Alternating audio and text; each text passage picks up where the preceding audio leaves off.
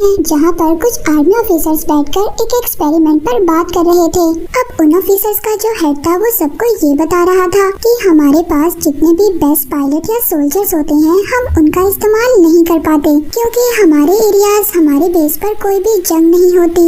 इससे पहले हम उन ऑफिसर्स को अपने इस्तेमाल में लाएं, या तो वो ऑफिसर्स रिटायर्ड हो जाते हैं या फिर मर जाते हैं। इसीलिए हमने एक एक्सपेरिमेंट किया है। हमने एक चैम्बर बनाया है, वो एक बॉक्स की तरह है, उसको हम स्लीपिंग चैम्बर भी कहते हैं। उस चैम्बर के अंदर पूरी बॉडी फ्रीज हो जाती है। वो एक्सपेरिमेंट ऐसा होगा कि वो इंसान चैम्बर में जाकर सो जाएगा, वो मरेगा नहीं, उसकी उम्र कभी भी नहीं बढ़ेगी, यानी कि वो जिस टाइम में उस चैम्बर में गया था वो बिल्कुल वैसा ही रहेगा और हमें जब भी उसकी जरूरत होगी हम उसको उस चैम्बर से बाहर निकाल लेंगे। मगर यहाँ पर प्रॉब्लम ये है कि ये एक्सपेरिमेंट हमने अभी तक किसी भी इंसान पर नहीं किया है। एक्सपेरिमेंट करने के लिए 2 लोगों की जरूरत होगी। एक आदमी तो अब इनको अपने ही डिपार्टमेंट से मिल जाता है। इसका नाम जॉय था। जॉय हर काम में बहुत ज्यादा कमजोर था और इसकी अपनी कोई फैमिली भी नहीं थी और इसके साथ दूसरी एक लेडी थी। ये लोगों को बेवकूफ बनाने में बहुत ज्यादा माहिर थी। इन ऑफिसर्स ने इसलिए इन दोनों को चुना था कि अगर इनके एक्सपेरिमेंट में कोई भी खराबी हो गई या इनकी जान चली गई तो इनको कोई भी पूछने वाला नहीं होगा क्योंकि इन लोगों की तो कोई फैमिली ही नहीं थी। फिर ये लोग उन दोनों को चैम्बर में ले आते हैं और उनको सुला देते हैं। पर तभी यहाँ पर जॉय के साथ जो लेडी थी वो डर रही थी। जॉय उसको समझाता है कि देखो तुम्हें डरने की जरूरत नहीं है, ये एक्सपेरिमेंट हमसे पहले जानवरों पर हो चुका है। अब इन दोनों को उस स्लीपिंग चैम्बर उस बॉक्स में सुला दिया जाता है। कुछ दिन के बाद उस ऑफिसर को जिसने ये एक्सपेरिमेंट स्टार्ट किया था उसको पुलिस पकड़ लेती है ड्रग्स के सिलसिले में। जहाँ पर एक्सपेरिमेंट किया जा रहा था गवर्नमेंट की तरफ से एक बिल्डोजर आकर उस जगह को तोड़ देता है। मगर अभी तक जॉय और वो लेडी उसी स्लीपिंग चैम्बर में थे। कोई भी नहीं जानता था कि उन 2 बॉक्सेस के अंदर 2 इंसान सो रहे हैं। और अब आहिस्ता आहिस्ता वक्त गुजरने लगता है। यहाँ के लोगों की दिमागी हालत कमजोर हो गई थी। साल आता है 2505 का। यहाँ पर जितने भी लोग थे सभी बेवकूफ थे। यहाँ के रहने वाले लोगों को बिल्कुल भी मैनर्स नहीं आते थे, यानी कि उनको कोई भी अच्छे तौर तरीके नहीं आते थे। फिर इसके बाद जॉय और उस लेडी का चैम्बर दिखाया जाता है जो अभी तक कूड़े के ढेर में पड़ा हुआ था। जब एक और कूड़े की गाड़ी कूड़ा गिराने लगती है तो जो कूड़ा इतना ऊपर तक गया हुआ था वो नीचे गिरने लगता है और एक चैम्बर एक आदमी के घर में आकर गिरता है। वो चैम्बर वो बॉक्स खुद ही खुल जाता है और उसमें से जॉय निकलता है। जॉय बहुत ज्यादा थका हुआ था क्योंकि ये इतने ज्यादा सालों से सो रहा था और जैसे कि पहले ऑफिसर ने कहा था कि जो भी इस स्लीपिंग चैम्बर में सोएगा वो बिल्कुल वैसा ही रहेगा। आज भी जॉय बिल्कुल जवान था। पूरे 500 सालों से इसी स्लीपिंग चैम्बर में सो रहा था। जिस आदमी के घर बॉक्स आकर गिरा था तो वो उस आदमी से पूछता है कि हमारा बेस कहाँ पर है। वो आदमी कहता है कौन सा बेस। जॉय अपने डिपार्टमेंट अपने आर्मी बेस की बात कर रहा था मगर वो आदमी इसी बात पर जॉय को अपने घर से उठाकर बाहर फेंक देता है। कुछ भी समझ नहीं आ रहा था कि वो यहाँ पर ऐसे कैसे पहुँच गया।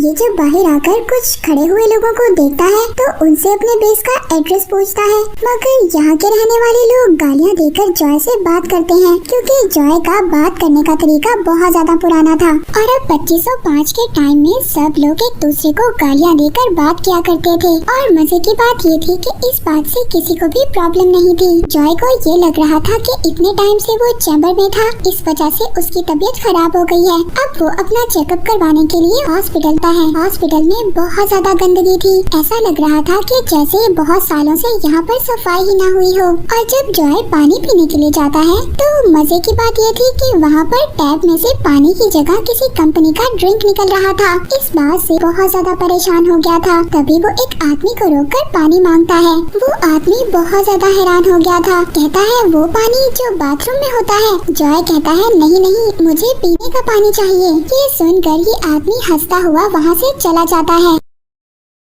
अब जॉय डॉक्टर के पास जाता है। डॉक्टर को वो अपना जब हाथ चेक करवाता है तभी उसकी नजर वहाँ पर पड़े हुए न्यूज़पेपर पर पड़ती है जिस पर 2505 का साल लिखा हुआ था। जॉय को ये बात समझ आ गई थी कि वो 2005 से 2505 में आ गया है। और जब वो एक विंडो से बाहर देखता है तब उसको पूरा यकीन हो गया था कि वो पूरे 500 साल आगे आ गया था। तभी डॉक्टर वहाँ पर ये नोटिस करता है कि जॉय के हाथ पर कोई भी टैटू नहीं था। तभी डॉक्टर वहाँ पर चीख मारता है और इमरजेंसी कॉल कर देता है। वो पुलिस को बुला लेता है क्योंकि इस टाइम में रहने वाले सभी लोगों के हाथों पर एक टैटू था जिससे कि उस आदमी की पहचान हो सके, जैसे कि हमारी पहचान हमारे आईडी कार्ड से होती है। फिर पुलिस इसको पकड़कर ले जाती है और फिर इसको एक मशीन के सामने बिठाकर इसको कहती है कि अपना हाथ इस मशीन में डाले ताकि ये मशीन इसको इसका नाम और इसकी पहचान दे सके। अब मशीन के ऊपर एक नंबर आता है, यानी कि मशीन उससे पूछ रही थी क्या ये तुम्हारा नंबर है, तो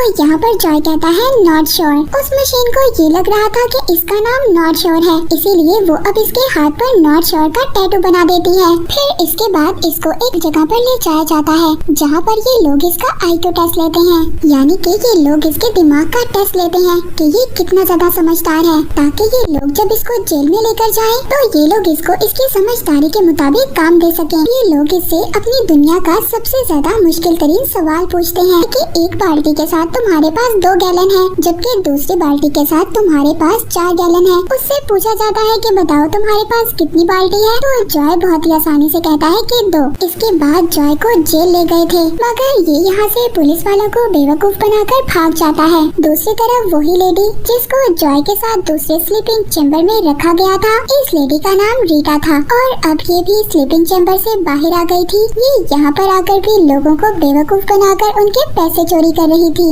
दूसरी तरफ जॉय भागकर जल्दी से उसी आदमी के घर पर आता है जहाँ पर जॉय को सबसे पहले होश आया था। जॉय अब उस बेवकूफ आदमी से ये पूछ रहा था कि जिस टाइम से मैं यहाँ पर आया हूँ उस टाइम में कुछ लोग टाइम ट्रेवल मशीन बना रहे थे, क्या तुम इसके बारे में कुछ जानते हो? वो आदमी कहता है हाँ मैं जानता हूँ इस बारे में। तो जॉय उससे उस जगह के बारे में पूछता है। वो आदमी कहता है कि मैं तुम्हारी मदद क्यों करूँ, इससे मुझे क्या फायदा होगा? जॉय उस बेवकूफ आदमी से कहता है कि मैं जब अपने टाइम में वापस चला जाऊंगा तो मैं अपने अकाउंट से तुम्हारे अकाउंट में बहुत सारे पैसे भेज दूंगा जिससे कि तुम रातों रात अमीर हो जाओगे। उस बेवकूफ आदमी को भी जॉय की बात समझ आ गई थी। वो उसको अब उस जगह पर लेकर जा रहा था जहाँ पर टाइम ट्रेवल मशीन थी। तभी जॉय को रास्ते में रीटा भी मिल गई थी। अब ये तीनों मिलकर आगे बढ़ते हैं। जैसे ही ये लोग आगे बढ़ रहे थे तभी कुछ आगे जाने के बाद जॉय को दोबारा से स्कैन कर लिया जाता है। उसको पुलिस पकड़कर साथ ले गई थी। इस बार जॉय को पुलिस स्टेशन नहीं बल्कि व्हाइट हाउस ले जाया जाता है और यहाँ पर इसको बताया जाता है कि तुम जानते हो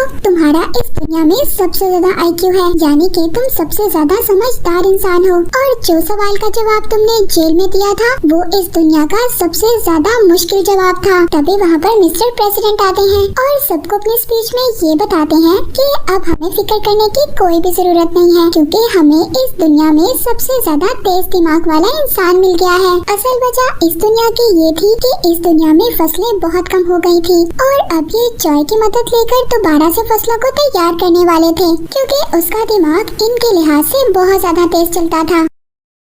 इसके बाद ये लोग जॉय को एक खेत में लेकर जाते हैं जहाँ पर फसल नहीं उग रही थी। तभी जॉय वहाँ पर रीटा और उस बेवकूफ आदमी को भी बुला लेता है ताकि ये उस आदमी की मदद लेकर टाइम ट्रेवल मशीन तक पहुँच जाए और अपनी फ्रेंड को लेकर इस दुनिया से चला जाए। मगर जब वो उस बेवकूफ आदमी का दिया हुआ नक्शा देखता है तो इसको पता चल गया था, इसको वो अपने से भी ज्यादा बेवकूफ बना गया था और अब जॉय को खुद ही टाइम ट्रेवल मशीन का पता करना था। तभी ये लोग अपनी दुनिया में दोबारा जा सकते हैं। इसके बाद जॉय वहाँ पर फसलों को चेक करता है। तभी इसको पता चलता है कि ये लोग फसलों में पानी की जगह ड्रिंक डालते हैं और इसी वजह से वहाँ पर फसलें नहीं उग रही थी। इनसे कहता है कि हमें ड्रिंक नहीं पानी डालना होगा, मगर इस दुनिया में पानी कोई भी नहीं पीता था। बच्चे से लेकर बूढ़े तक सब लोग ड्रिंक पीते थे। जॉय इनको समझाने की कोशिश करता है कि हमें फसलों में पानी डालना होगा तभी तो फसलें उगेंगी, मगर ये लोग इसकी बात मानने को तैयार ही नहीं थे। तभी यहाँ पर जॉय भी एक बेवकूफी की बात करता है, कहता है कि मैं फसलों से बात कर सकता हूँ और फसलों ने खुद मुझसे पानी मांगा है। ये बात इनको अब समझ आ गई थी। ये लोग अब फसलों में पानी डालना शुरू करते हैं, मगर इसके बाद भी बहुत दिन हो जाते हैं, फसलें नहीं उगती। वहाँ पर ड्रिंक कंपनी के मालिक को भी बहुत ज्यादा नुकसान हो गया था। उस ड्रिंक कंपनी में बहुत सारे लोग काम किया करते थे, मगर अब उनके पास भी कोई काम नहीं था। इसीलिए अब जितने भी लोगों की जॉय की वजह से नौकरी गई थी वो सब लोग ये डिमांड करते हैं कि जॉय को सजा दी जाए और अब वहाँ पर जॉय को मौत की सजा दी जाती है। वो टाइम आ गया था जब जॉय को मौत की सजा दी जानी थी और इसको पूरी दुनिया लाइव देखेगी। दूसरी तरफ रीटा और उस आदमी को ये पता चलता है कि जो जॉय ने फसल उगाई थी उसमें पौधे उगना शुरू हो गए हैं। तभी जल्दी से ये दोनों भागकर उस जगह पर जाते हैं जहाँ पर जॉय को मौत की सजा दी जानी थी। ये लोग यहाँ से एक कैमरामैन को अपने साथ लेते हैं और उन फसलों में ले जाते हैं। वहाँ पर वीडियो बनवा कर ये लोग लाइव चलाते हैं और जब ये वीडियो सारी दुनिया देखती है तो जॉय की सजा माफ हो जाती है क्योंकि जॉय की वजह से फसलें उगना शुरू हो गई थी। इसके बाद जॉय रीटा से कहता है कि हमें टाइम ट्रैवल मशीन का इस्तेमाल कर दोबारा से अपनी दुनिया में चलना चाहिए, मगर रीटा इसको मना कर देती है क्योंकि रीटा को ये दुनिया बहुत ज्यादा अच्छी लगने लगी थी। तभी यहाँ के जो प्रेसिडेंट थे वो ये अनाउंस करते हैं कि जॉय को वाइस प्रेसिडेंट बना दिया जाएगा, मगर कहता है कि मुझे अपनी दुनिया में जाना है। ये सुनकर सब लोग वहाँ पर उदास हो गए थे क्योंकि इनको जॉय से बहुत ज्यादा उम्मीदें थी। ये सभी लोग एक एक कर जॉय को इस दुनिया की प्रॉब्लम्स बताते हैं और ये भी कहते हैं कि अगर तुम हमें छोड़कर चले गए तो हम कभी भी इन प्रॉब्लम से निकल नहीं पाएंगे। ये सुनकर बहुत ज्यादा इमोशनल हो गया था और अब ये यहीं पर रहने का फैसला कर लेता है। जॉय और रीटा की शादी हो गई थी और जॉय अब इस दुनिया का प्रेसिडेंट बन गया था।